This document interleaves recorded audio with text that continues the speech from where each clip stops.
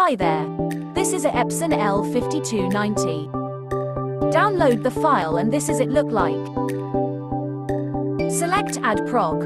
Right-click and run as administrator. Make sure that your antivirus was temporarily disabled. And make sure your USB cable was connected to your PC. Now click Select. Then at Port click Auto Selection. In model name, click Epson L5290.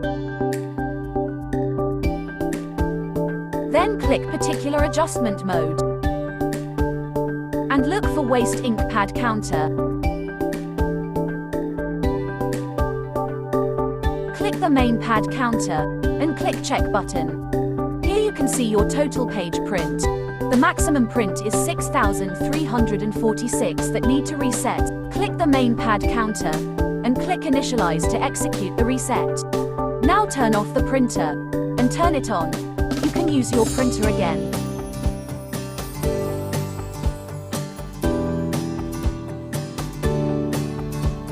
You can thanks me by hitting the like and share button, and subscribes for more tutorial. Thank you for watching.